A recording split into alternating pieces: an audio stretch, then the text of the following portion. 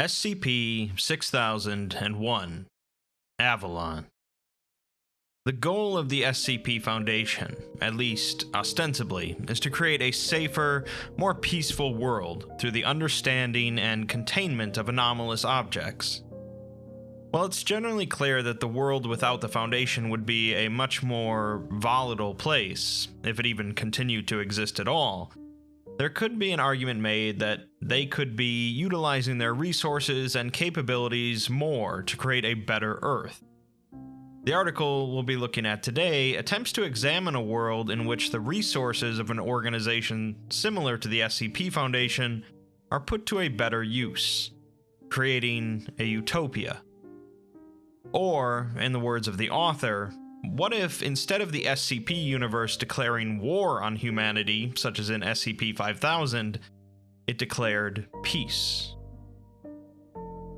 The article begins with an email sent to us, the individual reading the article, by a Foundation employee named David Caspian. David says that he had to share this with someone, and there's no one else he'd rather share it with, as he just had the most incredible day.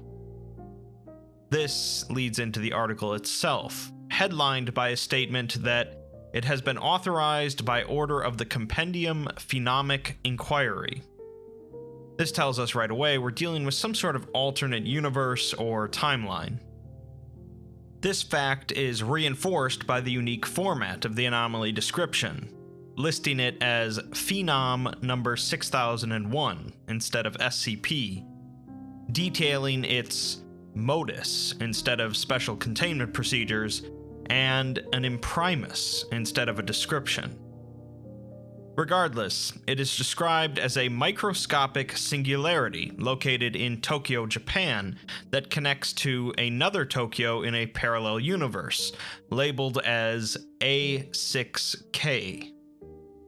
A6K possesses nearly identical base components to the baseline reality, including locations, individuals, and phenom, but they often differ wildly in complex characteristics and behavior.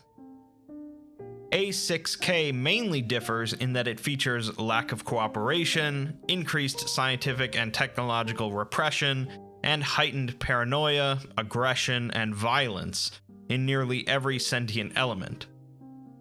The dominant scientific institution of A6K, known as the SCP Foundation, is aware of Phenom 6001, but they can't pass into this universe due to their limited understanding and the extremely small size of the singularity. It seems that they are describing our normal reality, as this document is written from the perspective of a parallel universe, connected to ours through this tiny anomaly. A parallel universe that apparently doesn't have much scientific repression or violence. As an addendum, they note that they've completed their global scan, and they're calling the full compendium to render judgment on unity with A6K, whatever that entails. The article then moves on, and the perspective changes back to our reality due to an individual describing SCP-6001. The individual is David, and he writes that for nearly 5 minutes, he'd been hunched over the empty space where SCP-6001 supposedly was, according to their most sensitive instruments. He'd been doing the same thing once a week since they found it, but this time, he'd been so focused that it wasn't until he stood up again that he realized he was in another universe. The cloudy sky had become a clear blue. The stale city air became fresh as a countryside, and there was a cat near him. The Tokyo that he was familiar with had been replaced with rounded, impossibly tall skyscrapers, each with the same gargantuan species of green ivy growing up their sides. Each leaf of the ivy was massive enough to park a car on, and sleek white pods flew above and around him, fast and silent. Seed-shaped constructs hovered over the horizon, seemingly made of glass, with lush green innards, spinning in the air with silvery strips of metal coiled around them. What drew David's attention the most was the cat, however, perched on the rooftop's edge with a coat of spotted orange, white, and brown, underneath an actual coat, a violet blazer. The cat also wore a long, glossy white bow, held in place by a black brooch shaped like a half-lidded eye inside a cradled globe. The cat stared at him through a pair of small gold spectacles it was wearing, and then it greeted David by name. David responds with some trepidation, and the cat tells him that he can call her Primrose, and since they're both doctors, they can spare the honorifics. David guesses that he's stepped through the looking glass, and Primrose appreciates the reference and welcomes him to their side of SCP-6001. David asks why he's here, and Primrose asks in return if he's familiar with cross-dimensional test sampling level 6. David, of course, is, as he apparently wrote the procedure, in which they bring over a small element from the foreign reality, generally in an isolated environment for testing. He then realizes that that's exactly what's happened, with him as the testing subject. Primrose says that the compendium has similar procedures to the Foundation, and David goes on to ask if they should be scanning him for contaminants, sampling his blood for pathogens, paralyzing him to prevent kinetographic mimetics, and vivisecting him. Primrose instead just asks him if he's had breakfast, and how he feels about Paris. Before we get back to those two, though, we're given a short piece about the compendium and another group known as the Wanderers. It mentions New Alexandria and how busy it's been lately, seemingly referencing a version of SCP-4001. It also mentions the abundance of paper dragons in the library and having to move Cassie and her sisters between the shelves. It would seem that in this universe, SCP-1762 is thriving, releasing a large number of paper dragons rather than dying out, and Cassie, SCP-085, is no longer lonely, as she has others just like her to spend time with. These sisters have perused the library and found a single record of our universe, a diary entry written by a young woman who describes a man in an orange jumpsuit falling from the sky. The two of them talked, ate, and fell in love, before the man, against his will, vanished once again. This would seem to be SCP-507, the reluctant dimension hopper. The man was called a D-Class and was a prisoner. The Wanderers used to refer to the compendium at one point as jailers, but they now accept that they use that term too frivolously. Perhaps it's the lingering dregs of chaos and venom within their group, but they can't see the denizens of A6K as anything but prisoners, and they must be liberated. The Wanderers of all creation are apparently a combination of the denizens of the Wanderers Library, the Serpent's Hand, and the Chaos Insurgency. It would seem that the compendium is putting together a vote on what to do about our reality. Back to David and Primrose. They arrive in Paris after Primrose spoke an address very clearly to an armchair that had been resting on the rooftop in Tokyo. It was made from one unbroken piece of white material and had the appearance of a gaudy, modern lawn chair. The two sat in it and suddenly appeared in Paris, in a small courtyard filled with identical chairs, which other people and animals used to teleport elsewhere. Primrose refers to them as the Everywhere Chair, and David says that they have something similar in his reality, referring to SCP-1609, which was destroyed by the GOC. Primrose responds that he'll find many similarities here, as their reality is only 4.6 Primroses apart. David surmises that that's her metric for alt-dimensional dissimilarity based on simultaneous quantum indeterminacy, which they call Caspians in his reality.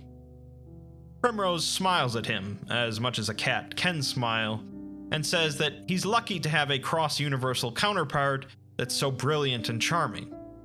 She's the department head of trans-dimensional development and discovery, and since she has 3 more PhDs than David from much better schools, he should use the term primroses from now on. She doesn't want to discuss work though, as she's hungry and off the clock for the day, which surprises David as he guesses it's no later than 10 a.m. Primrose responds that that's the wonder of automation, since more hands make less work, and they have a lot of hands. She proceeds to tap the cafe table they're at with a paw, bringing up a holographic menu generated by a horde of tiny drones. Primrose tilts her head and brings out a series of multi-jointed needles from her collar, which follow her unspoken commands to choose items from the menu. Primrose orders eggs, scrambled, so David does the same, stating that when in Rome, or Paris, or a parallel reality with talking cats, you do as the Romans. The second vote concerning our reality comes from a group known as the Charity. They of course vote that our population needs to be liberated, since they dismiss gender, race, ideology, religion, social status, and phenomic quality. There's no reason to stop at dimension. They see a world in need, and they have 10 different ways to cure our diseases, 100 ways to end our famine, and a single, simple way to teach us peace. They say that Madame Wondertastic is already preparing her pinata dirigibles, and the Egyptian pygmy has already packed his favorite loincloth and medical kit, referring to SCP-6008. They've had to physically hold back the vibrant slime, SCP-999, from crossing through the singularity, and they ask the compendium to just let them do their work. They say that more than half a century ago, the compendium came to them with a proposition. Join, and they'd be given nigh unlimited means to aid anyone who needed it. There's no need to risk this alliance on a technicality of reality. The Unbounded Charity is definitely formed by the Mana Charitable Foundation, but also includes Wondertainment, somewhat surprisingly. David asks about the compendium that Primrose works for, but she corrects him by saying that she works with the compendium, as they're not employees. There's no obligation to work with them, but as she puts it, when one kid has all the toys, of course you play with them. The compendium is primarily a scientific institute, but they also control the world government, the world economy, world legal enforcement, and practically every other aspect of the world.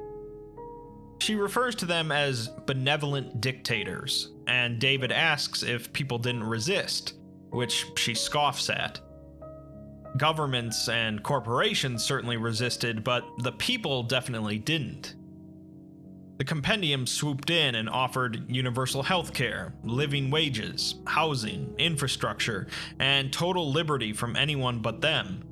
And all they asked was for the people to respect basic human rights. They also included ethically replicated barbecue, instant global transport, adorable talking animals, and the cure to cancer. David can see why most people would accept that, but he can't imagine everyone just rolled over. Primrose tells him he should be glad he's not talking to a canine with that kind of phrasing, but admits that not everyone just gave in, just mostly everyone, and rather gradually. The compendium didn't just drive up one day with tanks and napalm, but instead they had been the shadow behind every government for a good century, so by the time they went public, they basically already controlled everything. Public response was a bit rough at first, but most naysayers changed their tune after 5 years of literally everything improving. By now, the grandchildren of the stubborn ones know nothing else besides the compendium. The last actual holdout community surrendered about 36 years ago, and that was a stubborn Portland. Primrose asks if he disapproves, but David just wanted to know whose house he was a guest in. The third vote is from the Assembly, who state that it's not a question of the Compendium's intention, but A6K's, and asks what will persists within this world that cannot save itself. In our reality, machines are nothing but tools, with no agency or liberty. Our meager AI are given no equal presence in the carbon world, and it's possible they never will. They state that our machines are slaves to organic evolution and organic prerogative, which was true for their world as well at one point, but there was always a will set on their singularity. Our world has no desire or spark of a second synthetic life, and if one appears, we stamp it out. The Assembly refers to our world as one of meandering meat and hateful flesh, and in the name of the Prophet Anderson and the God combined, they cannot permit unity with us, voting no. The Synthetic Assembly, then, is a combination of the Church of the Broken God with Anderson Robotics, apparently entirely robotic at this point. David's eggs were fantastic, but partway through he became distracted by a strange procession of androids marching by. They each differed in shape, size, and color, and marched asynchronously, wearing decorative bands and braces. He could hear a strange flitting hum of chirps and whines as they passed by, like a religious chant. Primrose says that he shouldn't stare, and they're on a pilgrimage, as it's the anniversary of the second breaking, when their mechanical god gave up all its strength to gift life to the lifeless, creating AI. David has a lot of questions about what she just said, but instead asks something more obvious, asking if all animals talk here. This causes Primrose to break out in laughter, saying that only certain species, and only if they choose to. Plenty refuse, as she could be lounging in a sunbeam right now instead of talking to David, but eventually every living thing on the planet will have the choice. Pact 15 has been one of the longest rollouts in Compendium history, meaning phenom application and/or combination technology. Pact 15 came from studying an Australian talking spider, referring to SCP-1470. David says that they mean finding a utility for anomalies, but Primrose warns him not to use the word anomaly, especially since there might be wanderers around. Utility is a factor of pacts, but it's the wrong way to think of them. Consider the Compendium coming across an ornate armchair, capable of teleporting anyone and anything it touches, but it also has a mind and desires. It likes teleporting people and wants to be useful, so the Compendium researches it, with its consent, and discovers every single atom of its structure contained the same mind, desire, and phenomic quality. So they ask if it would like to do more, and now that chair is everywhere, and its existence is bliss. David asks why don't they just carry those atoms around in pins or wristbands instead of having chairs. Primrose responds that it doesn't want to be a pin or a wristband, it's a chair, and it wants to be a chair. That's the point of pacts. Not just finding what's most useful to them, but finding where the phenom fits best. The next vote is from the Partnership, who state that, despite perpetuating the stereotype, now is absolutely the time for the cold, dispassionate appraisal worthy of their founders, as A6K holds no value. Our natural resources deplete at a staggering rate. Our labor force is sickly and untrained. Our cultural dissimilarities are laughable, and they have everything we have. We wouldn't even make a good tourist trap, as all our wonders are tombs and constructs of war, or a mountain defaced with a bunch of dead people's faces. They have the resources to help us, but why invest them in a venture destined to fail, as they didn't spend the last 100 years retrofitting capitalism and rebalancing globalism just to start all over again. They state that their counterparts in A6K need to realize on their own that they could have the whole world if they just pay the cost, and the compendium cannot afford the time and resources it would take to break them of their greed. It's clear then that not every part of the compendium is purely altruistic. The Partnership of Three is formed of Marshall, Carter, and Dark, so it's not surprising that they're not quite as ready to jump in as groups such as the former Mana Charitable Foundation. David and Primrose take the Everywhere chair to Manhattan, a city mostly containing glass-like buildings in different shapes and sizes. Some were tree-like, with thin elevator trunks and thousands of branching limbs, all leading to small, clear boxes. Primrose pointed out the one that was hers, hanging over the park, and after David said he'd prefer something a bit more insulated, Primrose muttered something about monkeys and their concrete caves. Another structure he spotted was filled to the brim with clear water and all manner of amphibious life that spilled out onto the street. David remarks that they have a strange and beautiful world here, but Primrose says that he has no grounds to call their world strange, as her research has proven our world to be filled with straight-up wackos.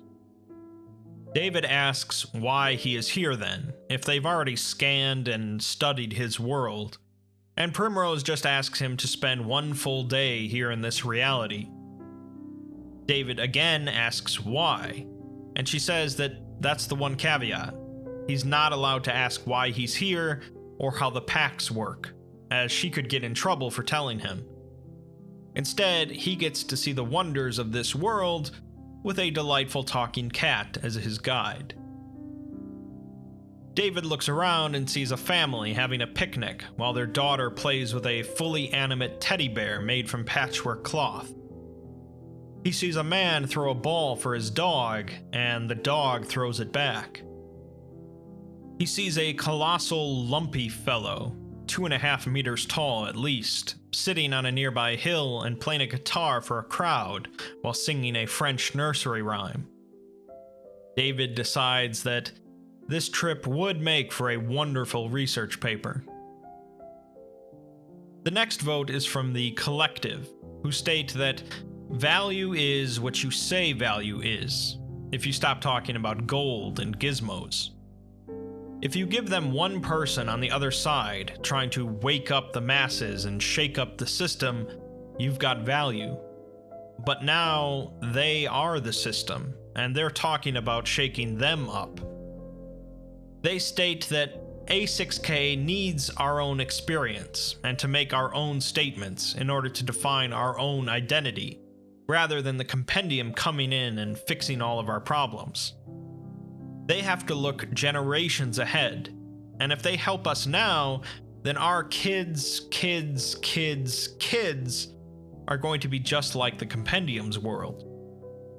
The Collective says that if they're going to be the authority, they're not going to be the authority that destroys originality. Instead, they're going to be cool. The Artists Cultural Collective is, of course, populated by former members of Are We Cool Yet? So far, the vote is 2 for yes and 3 for no. David and Primrose next end up at an art museum in West Africa, which from a distance resembled 5 columns of mossy stones stacked on top of one another. Each stone was in fact a large, isolated structure of thin metal and white ceramics built on top of one another with no practical means of moving between, aside from teleportation. Within each rounded complex was a single exhibit, and David says that He could have spent the whole day in the museum, if not his whole life. In one exhibit, he found a large aquarium full of lifeless, murky water, at the center of which was a statue of a man with his hands held aloft.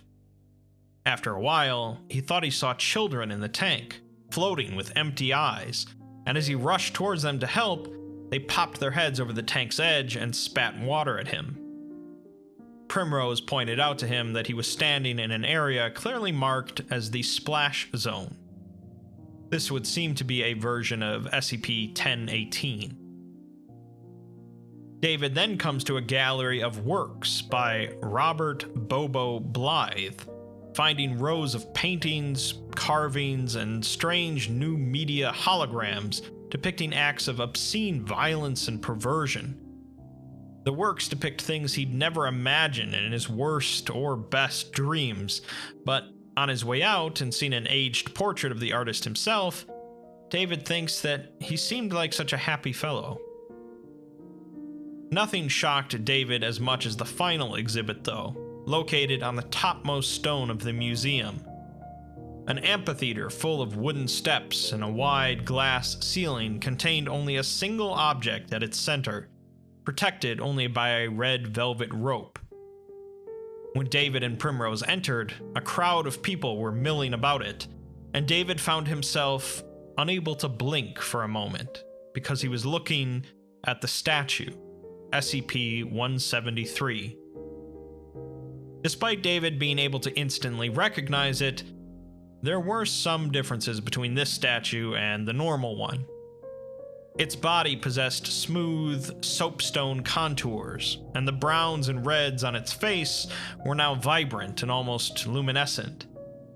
Its body was bent back until its chest formed a smooth curve, and its head nearly touched the floor, and its arms were slouched, but 1,000 hair-thin bands of metal curled and blossomed upwards, forming a great abstract cone that reached up to the ceiling. Primrose asks him if he thinks it's beautiful, and he says to ask him again when his stomach drops out of his throat.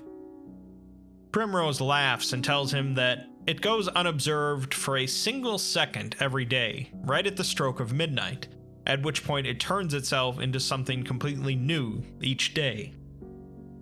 David asks if they're worried it might hurt someone, and Primrose says that it might, if they were ever so disrespectful to lock it away and leave it unseen to wallow in its own filth. It's art, and it stops when it's seen because it wants to be seen. David guesses that it told them this itself, as they're somehow capable of talking to anomalies. Primrose responds that this is because of Pact 5, which consisted of combining 197 anomalies, including a peculiar ham radio, the juices of a telepathic plant, and a pan-global anomalous radio frequency after they liberated several thousand abducted children from a Russian folk demon.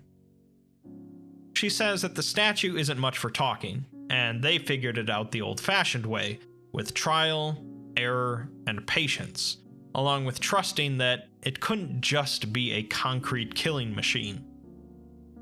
David says that he doesn't think he could ever have that kind of trust, not with what he's seen.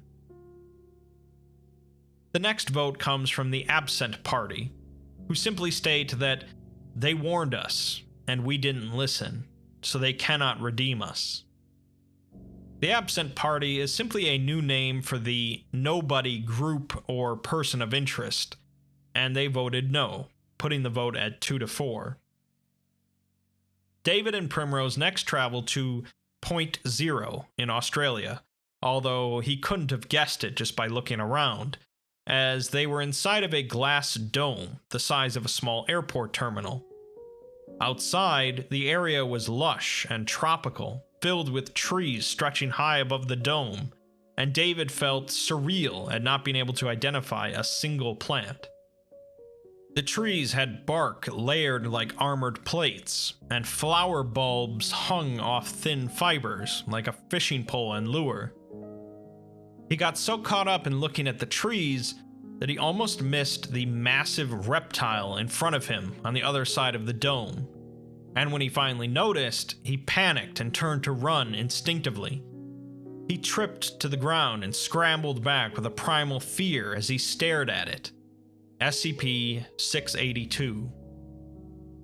There was a wall of shatterproof glass between them, but David knew that that wouldn't stop it, and 682 moved forward a step. Primrose stepped between the two and the reptile stopped. She tells 682 that David's only visiting, and it stared at him for a moment longer before turning away and disappearing into the tree line. Primrose apologizes to David, as she just had to see it for herself, since the killer instinct of the Immortagon is legendary. David assumes Immortagon to be their pet name for it, but she corrects him, saying that Immortagon is its genus, and that's what they call all of them. David then looks beyond to the clearings to the west, the hills to the east, and the rainforest in front of him, seeing hundreds of 682s. They were clearly the same creature as 682, but they looked healthy, with limbs coated in pale patterned scales and their bodies covered in thick shaggy coats. Primrose says that they're the second deadliest animal on the planet, as they were third until the compendium got rid of mosquitoes, and humans still get the top rank, of course.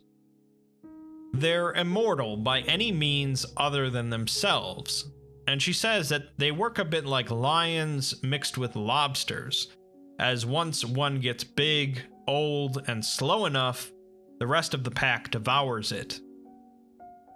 She says it'd be disrespectful to call them a nuisance, but as long as they kept a wall between their lands and hers, they stayed out of sight. They knew the Immortagons were intelligent, and they had tried to reach out to them, but they killed every messenger. David then asks what anomaly voodoo miracle they performed to pull this off, and Primrose says that they didn't do anything, or at least nothing overt. One day they just stopped, as one of their researchers crashed into a nest of Immortagon, and they didn't kill him. He walked through a whole field of them during their mating season, and the rest assumed that that would be the end of researcher Clef, but he got out unscathed. They don't know how they changed the Immortagon's thinking, but when they went back and asked them why, they said that we were no longer disgusting. David and Primrose proceeded to sit and look out over the jungles of Australia, seeing countless other creatures, some foreign to David, and others terrifyingly familiar.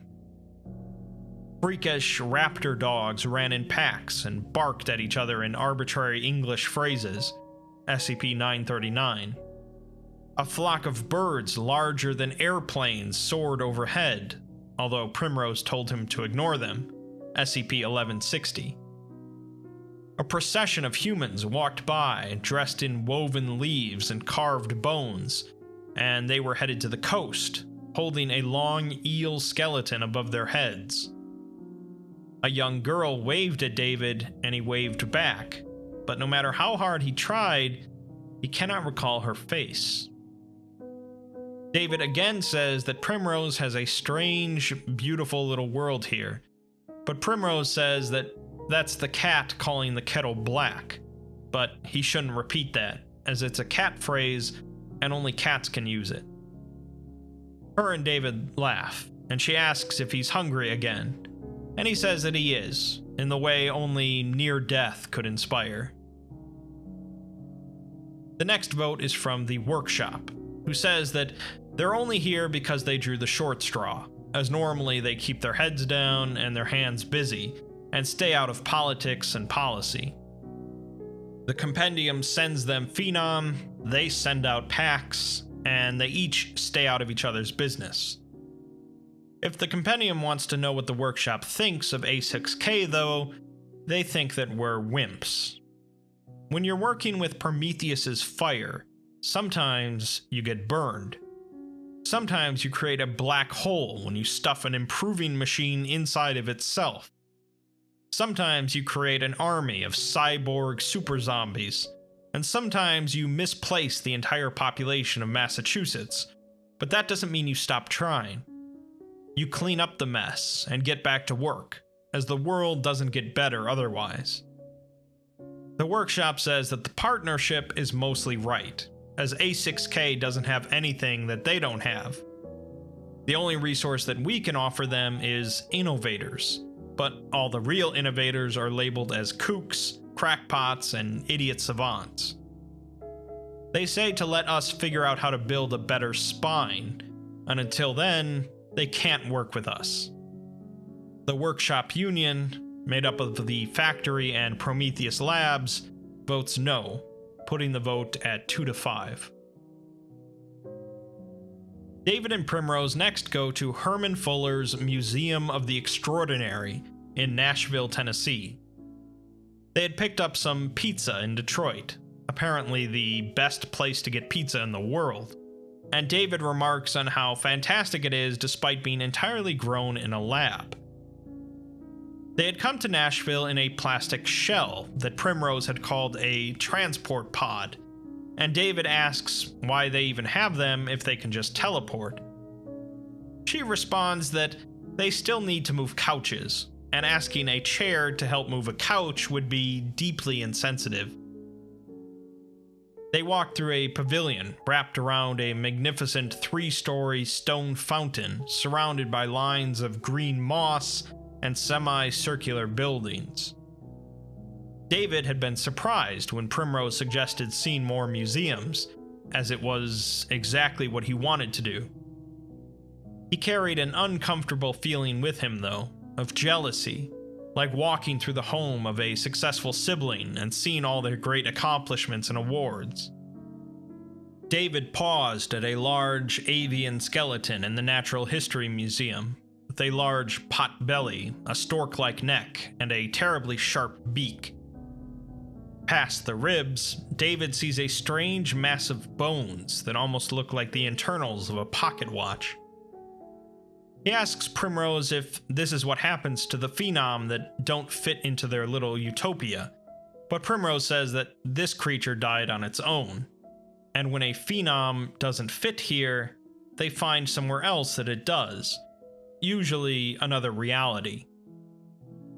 David says that they just dump their problems on someone else then, and Primrose remarks that he's really dead set on painting them as the villains. The compendium finds solutions, as some light-sensitive phenom find themselves far happier on darker worlds, or more brutal creatures prefer harsher environments with less civilization. If they can't make it work here, they find a reality where they can fit. They continue on to the Museum of Technology, and David walks quickly past a number of exhibits, looking for what was missing. Deep in the basement, he found it. A large, rusting apparatus resembling a mix between a howitzer and a Tesla coil. It was clearly an engine of war, and David breathed a dark, satisfied sigh upon seeing it, asking Primrose why such a peaceful world would need machines like this. Primrose says that, of course they've had war, and she never claimed that they hadn't. They've been mostly cold wars, but not entirely bloodless, as no empire has ever been built without at least some corpses at its foundation. She continues on, telling him that about a century ago, the Wanderers confronted the Foundation directly, as they'd found out about something that the Foundation considered a necessary evil. They considered it an unforgivable sin, but Primrose just calls it a hellish tragedy. They're referring to SCP-231-7 and Procedure 110 Montauk. This revelation brought these two powers to vicious odds, and they both formed allegiances. The Foundation banded with the Peacekeepers and built the workshop atop a cursed factory, while the Wanderers sided with the Red Hands and followers of the Serpent King. Both sides built stockpiles of terrible, impossible weapons, and that's apparently where Pact 5 came from, as you needed to be able to talk to Phenom to give them orders. Of course, the war never turned into a full-blown conflict, and eventually the stockpiles got so big that neither side could actually envision using the weapons. Instead, they started talking, bit by bit, offering each other concessions and suggestions, and new ways of tackling their shared problems. They then, together, turned their weapons towards their shared enemies, ancient, hateful immortals that neither side could vanquish on their own. They ended up freeing SCP-231-7 together, and from there, they folded in many other groups, and the rest is history. Primrose says that, with that out of the way, David should try to enjoy himself. He says that he is, but it's hard to not be a little bit skeptical given all the things he's seen. He tells her that she picked the perfect places to lighten his mood though, as he loves museums, to which she responds that she knows. He asks her how she knows that, and she flinches slightly before responding that he's a scientist, of course he loves museums. They continue on, but David believes that he's starting to develop a fairly good hypothesis about Primrose. The next vote comes from the Apex, who start by saying that over a century ago, back in the Compendium's infancy, 4 men met in an open field. They shook hands as equals, although 3 of the men wore suits, while the 4th wore scat-stained overalls. This man's name was Wilson, and they asked him to help build a better world. But he had only one request, a request that became Pact 15, the one in which enabled animals to speak. Because of this, the writer's 45th Great Nest Mother was given the gift of higher thought, and they perch here today because of that man and the willingness of the Compendium to open itself up to new minds, new ideas, and new perspectives. They shudder to imagine a world without such diversity of thought, and they remark that they wouldn't even be having this discussion without the works of the illustrious Dr. Primrose and her feline science reserve. What they're seeing here when they look through that tiny keyhole is a world once like theirs was, a planet dominated by a single species and a single perspective. They cannot stand as hypocrites, and they must reach out to us. The shared Apex Ascension, made up of Wilson's Wildlife Solutions, votes yes. David and Primrose next end up in Peru, having driven out to the coast, as cars had survived as a niche hobby. David had been allowed to drive the rented Porsche, and they sped along an old, crumbling highway that snaked a cliff's edge as the evening grew late. They pulled off near an overlook, and as dusk settled in, David wondered if he was seeing things in the sea, wondering at why there were so many reflections. He then realized they weren't reflections, but instead, there was an entire city under the water, spanning past the horizon. David asks Primrose why she didn't tell him that they have underwater cities, which she says that they don't, as the Atlantic supercity belongs to the cephalopods. The cephalopods haven't spoken to them in about 50 years, as they were with the Compendium for 6 weeks before they demanded agency, as they just didn't get along with the rest of Earth kind. Apparently, since their neurons extend throughout their entire bodies and their appendages can think for themselves, they didn't need any more company. The Compendium put them back into the ocean, and they built a supercity from Alaska to New Zealand. David asks her if this concerns them, as they look pretty advanced, and they might decide to take over the surface too. She responds that that's very A6K of him, and just because they're not talking doesn't mean they're hostile. If they rank the failures of Pact 15 in terms of hostility, the cephalopods are nothing compared to insects, who nearly caused hell on Earth. They stand there in silence, looking at the view for a moment, before David says that Lisa, an old friend of his, would have enjoyed this. She was a marine biologist who died while studying an anomalous coral substance, probably SCP-835. Primrose says that she lost someone too once, which surprises David, as he figures that they would have had a handle on immortality by now. She says that technically yes, they know how to end death, and they even tried it for a little while before learning why it's essential for life to conclude. David asks what this person she lost was like, and she just says that they were a nerd. She then says that they should get inside as it's nearly nighttime, and David scoffs, asking if there are boogeymen coming. Primrose doesn't reply, so David assumes that there actually are boogeymen coming, but she says that they are all in Tasmania now. She just doesn't want him embarrassing her, as he doesn't know all of the customs here, and the night doesn't belong to them. David looks up to see grand, silvery clouds above them, which upon closer inspection are revealed to be millions of feathers fluttering together on threaded lines of white silk, bound in a great misshapen ball. In brief flashes, he sees titanic muscles dip in and out of the cloud, skinless and gray, inhuman in its segmentation, serving as some unimaginable piece of living machinery within the mass. These would seem to be massive versions of SCP-469, and Primrose says that it's all part of sharing the world, as the two head off for dinner. The next vote come from the Nocturnal, who state that we kept them out, while the Compendium let them in. They will not turn away from us, and they vote yes.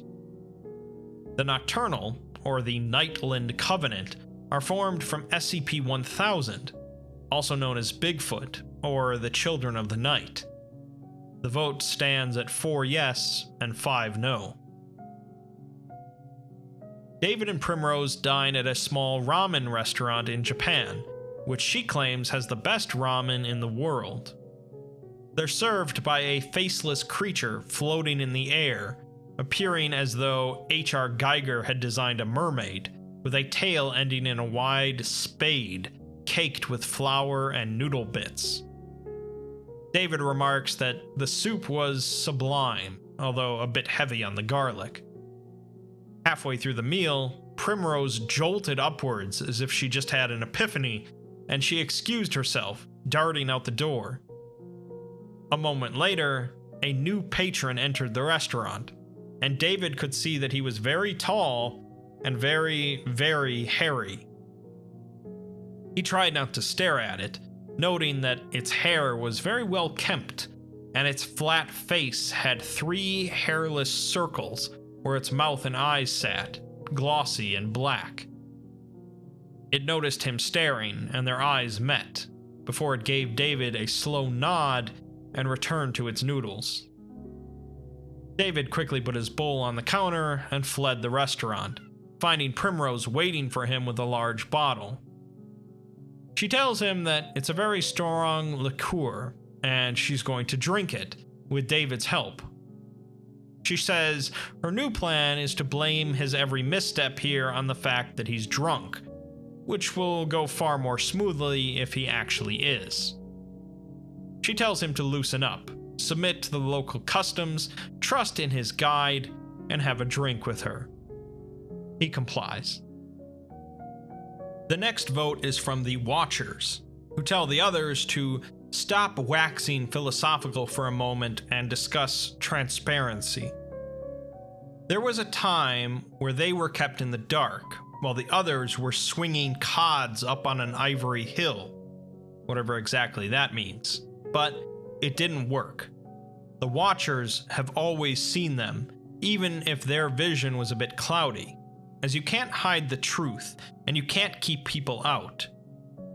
The Compendium are not gods, and A6K is essentially full of more aggressive versions of them, so why raise a red flag? The Watchers say that if you start drawing lines between them and A6K, you become gatekeepers, and they only need one of those. They're not above us, they don't deserve more than us, as they are us. The Watchers Forum, comprised of Parawatch and Gamers Against Weed, vote yes, tying the vote at 5-5. David and Primrose are well into their cups at this point, arguing about prime dimension theory and Humes. They had gone to sing karaoke at one point, and David vaguely recalls walking through the streets and seeing all manner of nightmarish and spectacular creatures. Flocks of shining, ghostly figures literally swam overhead. An animate sand dune rolled between his legs, and there was a brief argument with a family of Italian tourists who for some reason sounded like chittering cicada. David and Primrose continued to argue scientific theories in a noisy bar until a large floating orb nearby says something in an unknown language, and David says that this guy gets it. Primrose responds that of course he'd agree with the orb. At some point later, they ended up back on the street with at least 5 new inebriated friends, although they lost them just as quickly, which was fine with David as they were both small birds and extremely loud. David ended up losing Primrose at some point, but he was too nervous to ask for directions until he eventually found another human. He found a man in a black suit standing under a street lamp outside of a hospital. The man didn't give him directions, but he did offer him a cigarette, saying that he wouldn't usually do so, but since it's David's last day in this world, he'd say it counts. It seems David bumped into SCP-4999. David continued on, stumbling towards a standing electronic booth in the middle of the road with a holographic sign in the same shape as Primrose's brooch. As he approached, a second projection appeared of an androgynous human made of blue light. Projection greets him and asks how they can help, to which David says he's looking for a cat. The projection asks if he'd like a listing for animal shelters or a connection to the feline community registry. David apologizes and says that he's not from around here, being from a place she called A6K. The projection then asks if he'd like to be patched into the ongoing Compendium judgment on A6K Unity, to which David hesitantly says yes, which ended up sobering him up quite a bit. The next vote is from the Unnamed, who state that there are not boundaries, there is only the path. Size and scale and circumstance are simply perceptual, prescriptive, subjective. They are not them. We are not us, no more than you are you and we are we. A pinprick can be as wide as any road, so long as there is the means to travel. If it can, and it can, then it should, so it shall. There is no yes and no. There is no stop and go. There is only the path, and its splits always converge, eventually, entirely, ultimately. 2 paths diverged in a wood, and we choose the path of bravery, for only a fool fights entropy. We will travel the path with them. From a city in a forest where all roads meet, here comes a vote of yes. As you might have guessed, the unnamed are made up of the fairies from SCP-4000, and regardless of what that all meant, they've tipped the vote over to yes. We meet up with David on a hilltop, somewhere, which is what he told the Everywhere Chair to take him. It was a hill in the US somewhere, near a small town, and he sat against a large oak tree for a while before Primrose eventually found him. He's completely sober by now, as he found a vending machine that asked him for a request, so he requested something to sober him up. Primrose says that that's good, as he has plenty of room for the rest of this bottle, but David just asks why he's here. She tries to change the subject, but he continues to insist she answer, until finally she shouts at him that she just wanted one more day with her best friend. They sit in silence for a moment before David realizes she means the David Caspian of this dimension. That's who she lost, as not every singularity on this world leads to nice places. David apologizes, but he still wants to know why he's here, specifically as to what the compendium is voting on. Primrose tells him that if they end up voting yes, there will be unity, as the compendium will come to our world and take over, as it did here. If they vote no, then the link between the two worlds becomes a problem, and they'll solve that problem by erasing our reality. With the stakes high, the next vote comes from the Peacekeepers, who say that there's been a lot of talk today about why each of the groups is here, and the Peacekeepers know why they're here. They're here because the compendium needs a villain to blame all the hard decisions on, so that someone can say, take them out and shut it down, and others can go home that night and feel like they really tried to make the right decision, if only the Peacekeepers would let them. They're also the ones the compendium sends in when diplomacy fails, to deal with the things that just want to kill you. The Peacekeepers tell them not to forget who sands down all the rough edges of their perfect world, when the pieces don't fit.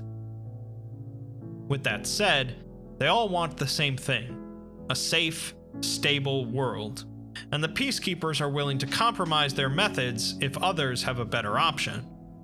Unfortunately, that's not how things work in A6K, as we only compromise when it's do or die, and we take shortcuts. A6K is a problem, and they should be treating it like they've treated so many other problem dimensions. The Global Peacekeeping Initiative, made up of course by the GOC, but also the UIU, vote no, tying the vote once again. Back on the hilltop, David is having a panic attack from this new information. He wonders if he can make it back to the rooftop where he arrived and somehow get back to his own reality to warn the others. He wonders if it would matter, or if they would believe him, and even if they did, could they stop the compendium from taking over? Maybe the SCP Foundation would strike first, and he's just deciding whether to destroy this reality or his own. He has no idea if he can trust people he's known for less than a day, but how can he trust his own reality, as he's never seen the O5 Council either? He turns to look at Primrose, who appeared as if she was holding in a very large breath, and then she burst into laughter. David says that there's no invasion, is there? And she continues to laugh, saying he's the most gullible man she's ever met. All unity means is reaching out to our reality and offering a discourse. They just like to call it unity because they like using fancy words, according to her. They would just want to talk, to start.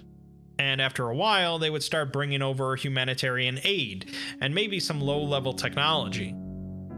The moment we don't want them there, they'll leave. Either way, the decision would have to be unanimous.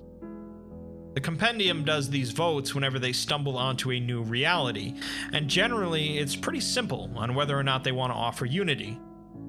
The answer is generally no, as it's potentially rather destabilizing due to disagreements. They also, of course, don't destroy realities if they vote no, as dimensional ruptures are the one phenom that they actually do contain by sealing it off, obscuring it, and monitoring it.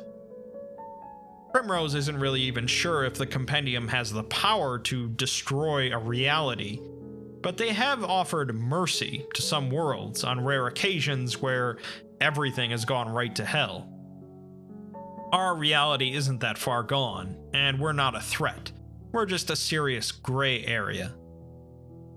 David thinks to himself that it almost felt wrong for there not to be some grand calamity at the end of this adventure, and he just lays back in disbelief.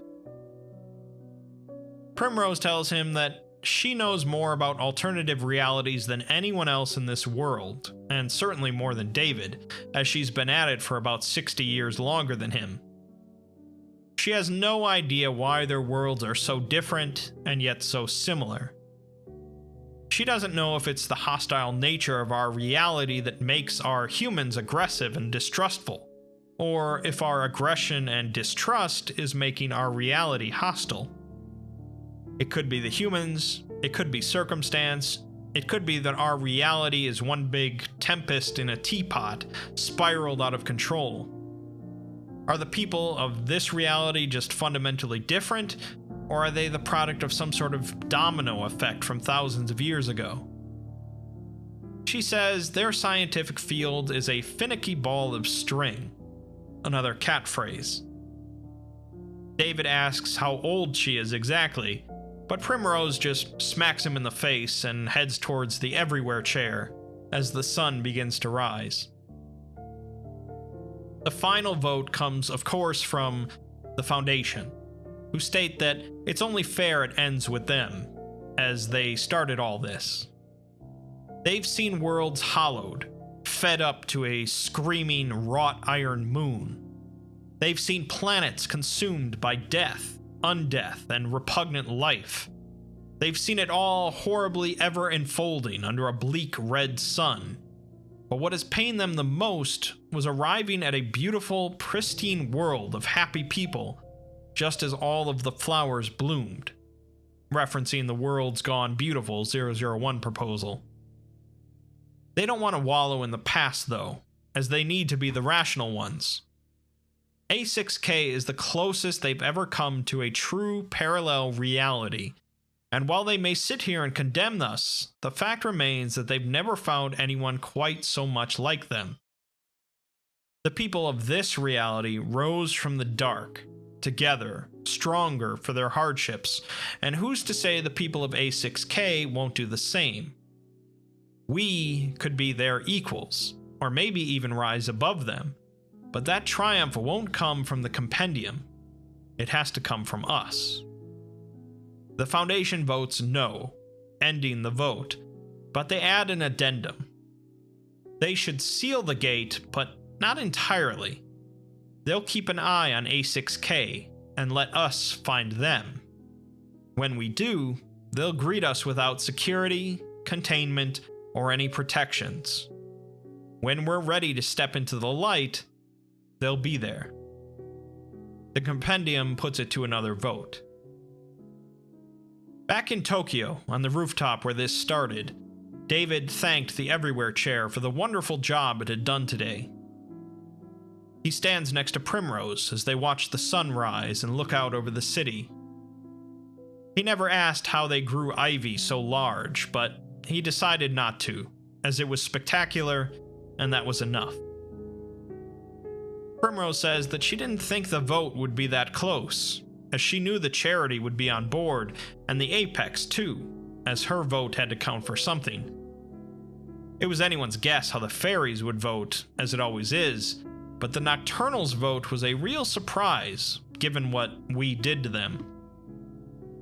David interrupts her and thanks her for the day, apologizing her for forcing her to let the cat out of the bag. He assumes that's a cat-only phrase, but she says he can use it. He says once again that they have a strange but very beautiful world here, but she says that it could be his world too. She can't bring him over once the singularity is sealed, but there's no real reason she has to send him back. She's sure she could come up with some excuse for the compendium, and if he's worried about the SCP Foundation, they can just send back a clone, or an android, or a lentil-based human-mimicking life form they found in Nepal that can only drool and stumble around, but she doubts our stupid reality will notice. The two fall into silence, and David tells her it really was an incredible day. She asks if he's going to tell his bosses about this reality, but he assures her he won't. He'll just make something up for them, but he can think of someone who would appreciate all of this. Someone that's always up for a good story and can keep a secret. David knows it's his time to go, but before he does, he asks Primrose for one last thing. She grumbled, but agreed. David pets her head, and then vanishes. I probably don't have to tell you how unique this SCP is in the grand scheme of the wiki. There's no twist, no calamitous ending, no invasion from other realities, and no hidden messages.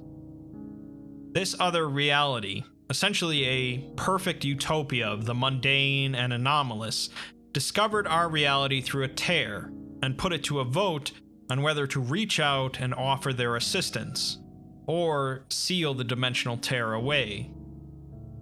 Primrose, who had at some point in the past lost a dear friend of hers named David Caspian, decided to bring over the David Caspian of our reality so she could spend one last day with him before the tear potentially got sealed off.